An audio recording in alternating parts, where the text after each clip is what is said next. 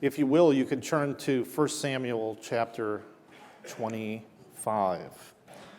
And as you probably recall, if you've been here each of the weeks, David has been in the midst of his enemies. So we just got done singing about being able to sing praises to God in the midst of his enemies and to sing hallelujah in the middle of the storm. That's what David does by the end of this chapter. But we have a really interesting story that often is forgotten on who David is. Before we get to that, you'll notice that the title of the sermon is To Train a King. And I want you to think about this. Have you ever participated in any kind of a leadership training course? Anybody in here participate in a leadership training course? Any kind. It could be for work. It could have been for something for church. It could have been anything else. And even if you have not, I'd like you to use your imagination to consider what you think a curriculum to prepare people for leadership should involve. I'm going to put up a picture on the screen here of some of the types of themes that would come up in leadership training, but there's probably a lot of others. So I want you to talk about it with a person next to you. What do you think is needed in order to communicate and train a person for leadership? What sorts of themes, what sort of things would take priority? What would you prioritize first? And what would you add to that list that's up there? So go ahead and talk about it with the person next to you. We're going to choose, yes, Larry, you can do that too. Find a person near you and talk about that.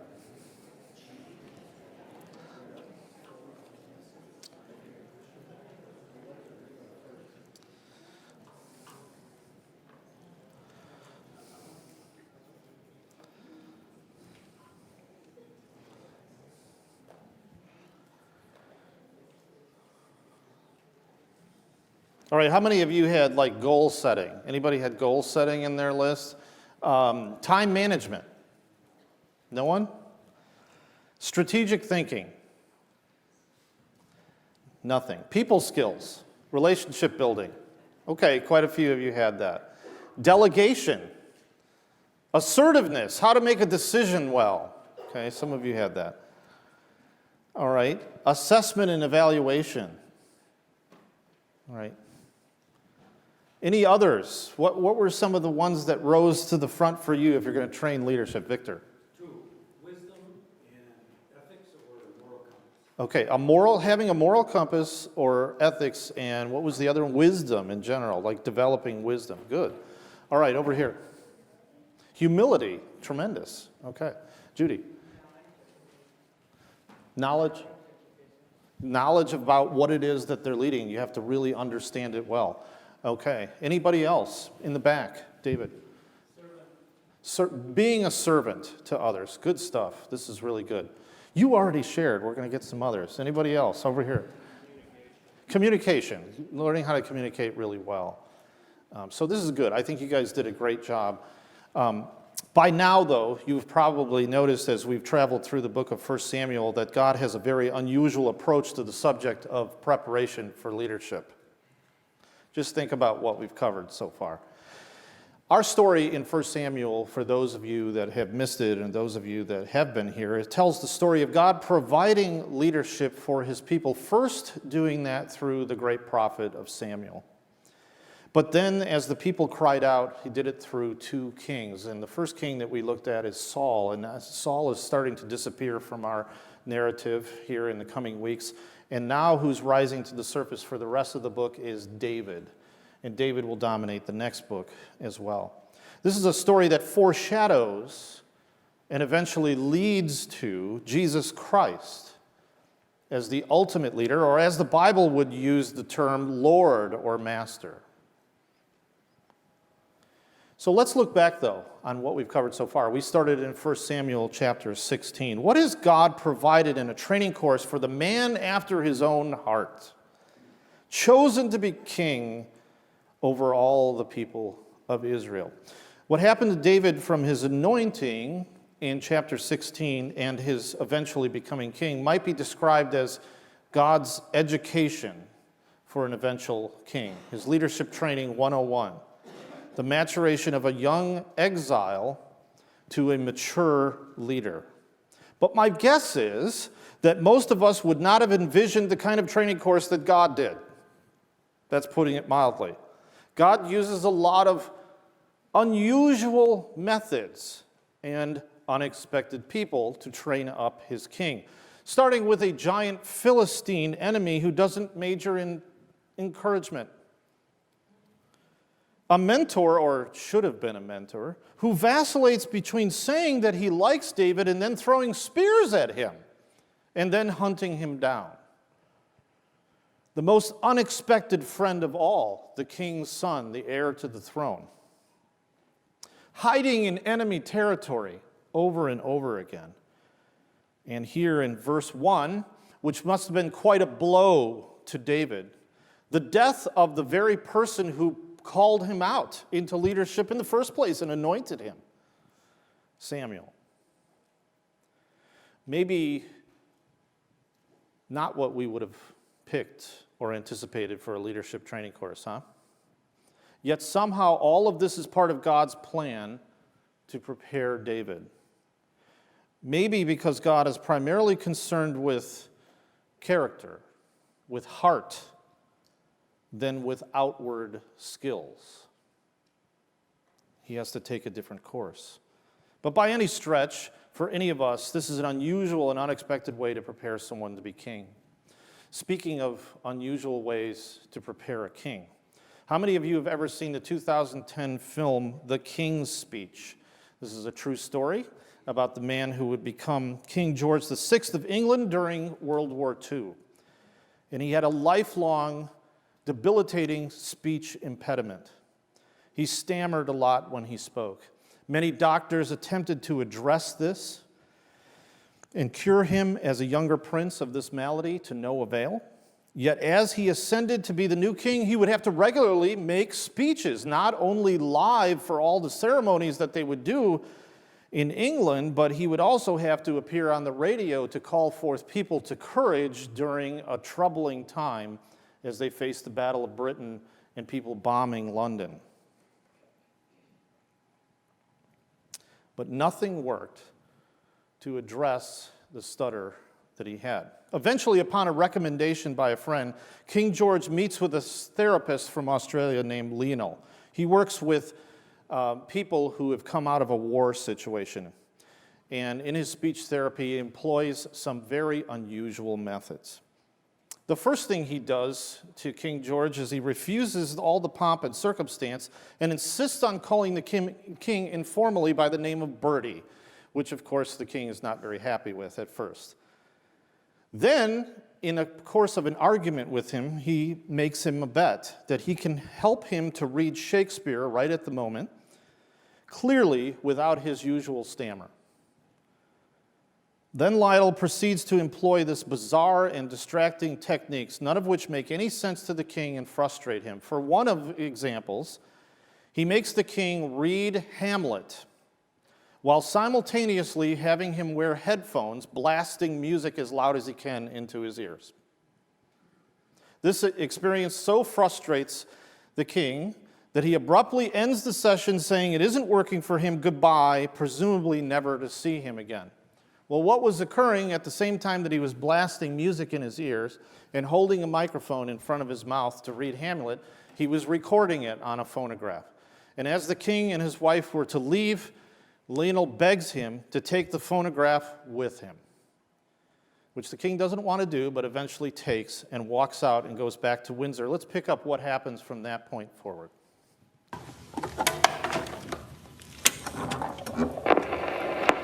You're playing music, I know. So how can I hear what I'm saying? Well, surely the Princess Ray knows what its mouth's doing.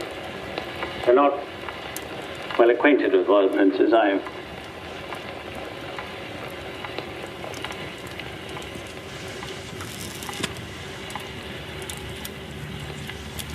To be or not to be, that is the question. Whether it is nobler in the mind to suffer the slings and arrows of outrageous fortune, or to take arms against a sea of troubles and by opposing end them. To die, to sleep, no more. And by a sleep to say we end, the heartache and the thousand natural shocks the flesh is heir to. 'Tis a consummation hopeless. Hopeless! Strictly business. No personal nonsense. Yes, I thought I made that clear in our interview. Have you got the shilling you owe me? Love that scene. It was through unusual methods and a very unexpected mentor that King George was prepared to lead his people, and sometimes that's what it takes. So too with King David. We have an episode here much like that. Now recall where we've been at. David's been on the run with his merry men from King Saul. When we pick up the story in chapter 25, he ends up in a place called Carmel. Take a look at the map, you'll see a line there pointing to where that's at. Interacting with shepherds of a rich man by the name of Nabal. He then eventually asked Nabal for food for all of his men as they travel there. Now, we're going to pick up the story here starting with verse 10, and here's Nabal's reply to David's requests. And you get a little bit of an idea what type of guy this is. Who is this David? Who is this son of Jesse? You know, many servants are breaking away from their masters these days. Why should I take my bread and my water and the meat I have slaughtered for my shearers and give it to men coming from who knows where? Nabal knows very well who David is. He proves that. For instance, he knew he was the son of Jesse. And he makes a reference to David breaking away from King Saul. Nabal, though, has a keen sense of his own possessions. Do you see that there? My meat, my shearers, my water and bread. And he isn't going to give up any of it. All of which is great, but you got to pick your times when you do stuff like that. Problem is, he insults and dishonors David, who happens to be a weaponized leader of 600 people in an army. Nabal, maybe, just maybe that wasn't the brightest approach, right? And in this honor-shame culture, basically what Nabal says back to David through his men is fighting words. So Nabal's foolish insult, that's the first point on your bulletin. Nabal's foolish insult becomes a test for David and eventually a vital lesson in the unusual training of a future king. Now, Nabal, very quickly in our narrative, if we read the whole chapter, is described as a fool because he provokes a potential friend and business partner with great influence. And as we said, has 600 men at his disposal. And here's David's response, swift as it is. Verse 13. David said to his men, "Each of you strap on your swords." And so they did. And David strapped on his as well. About 400 men went up with David. David was outraged at the insult to his honor. Now, we don't need to be told what David intended to do with 400 armed men. But verse 22 makes it very explicit. Only terrible violence can ensue now. David's impetuous response brings him headlong towards conflict, death, and new enemies. So that's your second point on your outline. David's impetuous response. Thank goodness that we don't have a narrative that is dominated only by Nabal or David. There is a third character that we get introduced to in our story. She is a wonderful woman by the name of Abigail, who turns out to be Nabal's wife. Abigail is beautiful and intelligent. Her name means joy, as in joy to the Father on the day she's born, and beauty that is more than skin deep. By the way, if I might say this at this point, Very frequently in 1 Samuel, men are presented as hot-headed and violent. But the key women characters, Hannah in the early chapters, Michal in chapter 18, and here Abigail, are each long-suffering, loving, level-headed. I'm just saying, the story is not only about men. We've been talking about Saul, we've been talking about David, but there's something here for all of us. You follow? And we need to pay attention. Abigail makes a risky but incredibly shrewd intervention, which saves the day. Let's hear what she does, and we want to pay closer attention to the story at this point. And this is what occurs. One of the servants told Abigail, Nabal's wife, David sent messengers from the wilderness to give our master his greetings, but he hurled insults at them instead. Yet these men were very good to us. They did not mistreat us, and the whole time we were out in the fields near them, nothing was missing. Night and day they were a wall around us, a refuge, the whole time that we were herding our sheep near them. Now think it over and see what you can do, because disaster is hanging over our master and his whole household. He's such a wicked man, he won't even listen to anyone talking to him. Let's pick up what Abigail does in verse 18. Abigail acts quickly. She took 200 loaves of bread, 2 skins of wine, 5 dressed sheep, 5 seahs of roasted grain, 100 cakes of raisin, 200 cakes of pressed figs, and loaded them on donkeys. Sounds like a good potluck. Then she told her servants, go on ahead, I'll follow you.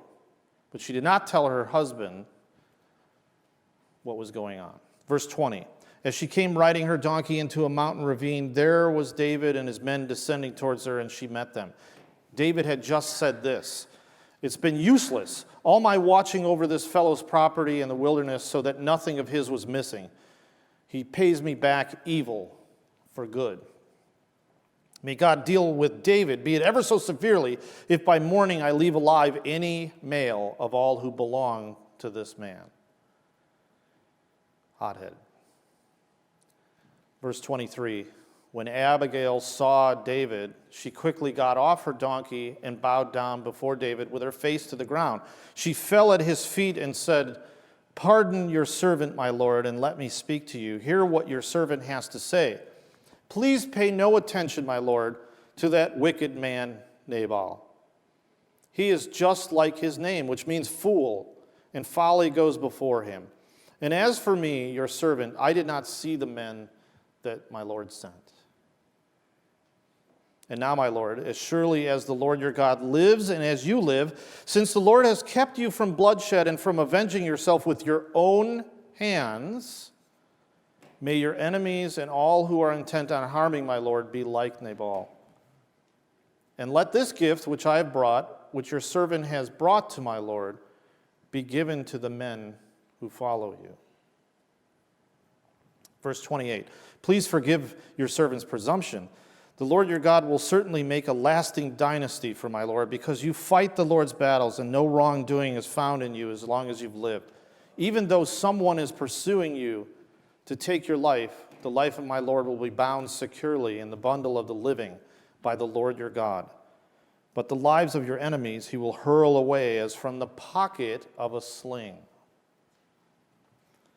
When the Lord has fulfilled for my Lord every good thing he promised concerning him and has appointed him ruler over Israel, my Lord will not have on his conscience the staggering burden of needless bloodshed or of having avenged himself. And when the Lord your God has been brought to success, remember your servant. So let's unpack this great speech that Abigail makes before David that saves the day. Essentially, Abigail puts together an enormous gift basket and hurries to meet David before something terrible occurs. She's a woman of action. And then she carefully makes a thoughtful argument to David the hothead. David, you can trust your God to fight your battles for you. Taking matters into your own hands will only leave you with regret and blood guilt. And she does this very carefully. And there are 4 lessons that she extends to David that I think we can all learn from. Leadership 101. You see, leadership is often about handling conflict. It's often about dealing with hotheads, sometimes our own.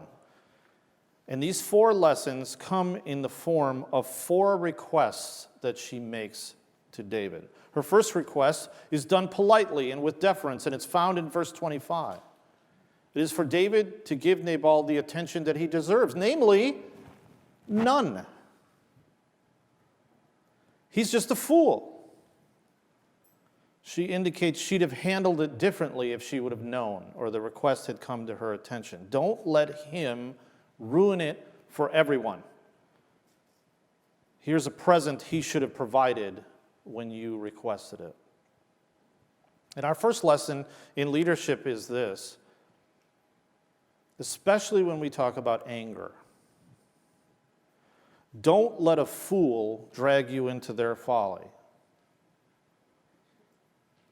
David's anger is not serving him well here. He realized this isn't worth it. This kind of anger accomplishes nothing. He's just going to make enemies. People are going to die. They're going to get hurt. It says in Proverbs, a fool shows his annoyance at once, but a prudent man overlooks an insult. And this is going to be vital for him to remember once he is king. People will constantly keep trying to provoke him as king into knee-jerk reactions. And he can't afford to let them drag him or his people into folly if he's going to be a wise king. Abigail doesn't stop there, though. Her second request is even more important. Her appeal is a prayer for David to keep himself from blood guilt. In other words, a reminder not to do evil for his own sake. She reminds him that he's been preserved by God's hands, not his own, in verse 26. And that such blood guilt would be unworthy of the anointed one of Israel. This is also an important thing for David to remember, not to become like Saul. So far we have this. First, lesson in leadership, especially in regards to conflict and anger. Don't let a fool drag you into their folly. And the second one is this: steer clear of sinning in your anger. You can't undo it once it's done. Rash words and rash actions while you're angry cause untold damage. And to do so, as we've said, would make David not any different than Saul. How does that help anything, O David, when you become guilty of the very thing someone else has done to you and lost their anointing and lost their hand over them of God? Abigail then turns to a third request. It's found in verse 27. It is to accept the gift that she brings to meet the original need that he requested. Did you notice that? David should see this as a reminder to continue to live by faith and wait patiently for God's timing. See? She has delivered what you need. God has delivered it in all the food that she brought. And there's a lesson for us too when we're caught up in our anger and the anger of others. Give your enemies into the hands of the Lord. What do I mean by that? Abigail has saved him from wrongdoing.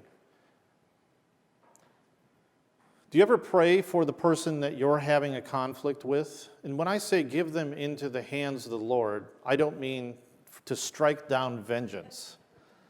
I mean to pray for them and pray for what's best. First, David, don't get dragged into foolishness. Second, steer clear of sinning by not acting on your anger. Third, pray and give over all that you think is opposing you to the Lord. You see where it's going? This is a pretty shrewd argument that Abigail is making.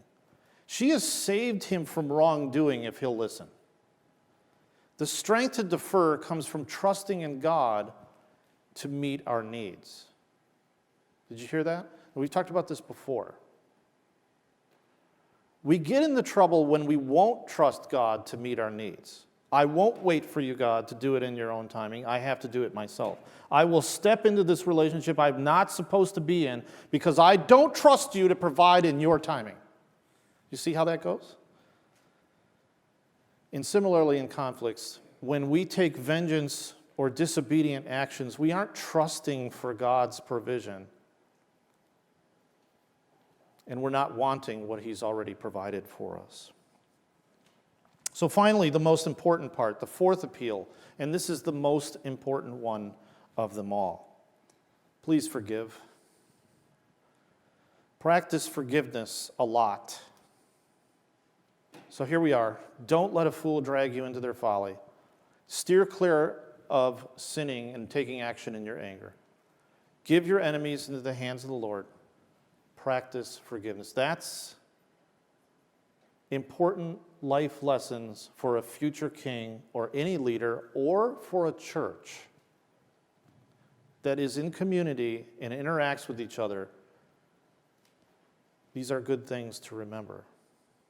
Prophetically, then, she tells him that when other men raise up their arms against you, know that God will hurl away the lives of David's enemies as from the pocket of a sling. Does that remind you of anything?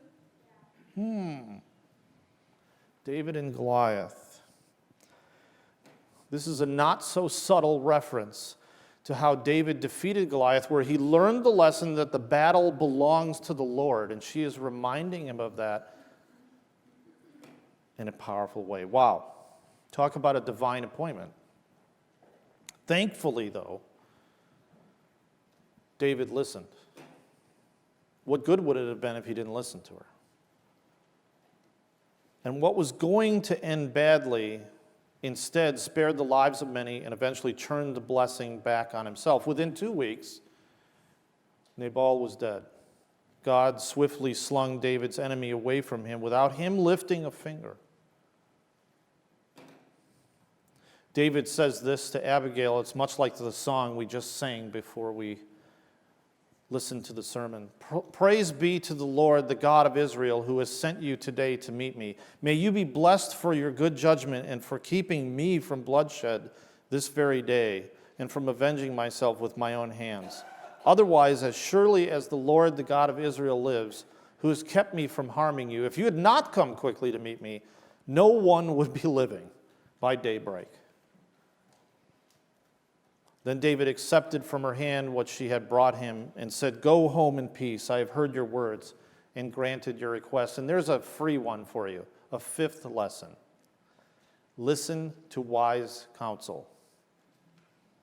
That's why it's really important for us in the church to build friendships with others, because often we're the hotheads. Often we're the ones that are in trouble like David. David applied his lessons in preparation for leadership. Abigail herself would one day become his wife. And instead of David making a bunch of new enemies, David has solidified his reputation in that whole region. Now, here's the thing that I want us to hear. David needed correction. I've got to say this again and again. Sometimes when we read in the biblical narrative, David is a good example. And sometimes he's not. We're going to see both all the time. Just like the passage that I read to you last week from 1 Corinthians chapter 6, sometimes the stories we read are an example, and sometimes they're a warning to avoid behavior. David needed correction here. And you know what? Even the most faithful person has lapses of judgment.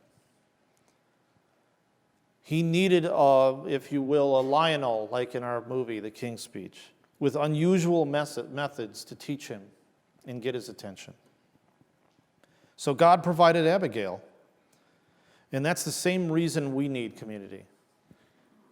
You know what? Believers who occasionally make poor decisions, and we all do it, are almost always doing it in isolation from good counsel. like Abigail's here. Stop and think about it when you've made really bad decisions. When I've made really bad decisions, I wasn't listening to wise counsel. So as I said, lessons for a church. Seek to build friendships like that here. Seek to listen to wise counsel, O Church of God. Listen well. David could sing of that day whenever he thought of what might have happened. So can we, which is recorded forever. He records his response to the leadership lessons that he learned in the desert in Psalm 18. And in Psalm 18, the first 3 verses, we don't have time to read all of it. It goes like this. And let's say these together. And say them to our Lord, the one who exemplifies all the wisdom that we've just shown here that Abigail presents. I love you, Lord, my strength. The Lord is my rock, my fortress, and my deliverer. My God is my rock, in whom I take refuge, my shield and the horn of my salvation, my stronghold. I called to the Lord, who is worthy of praise, and I have been saved from my enemies. Life lessons to train a king. Amen. Let's sing praises to this Lord.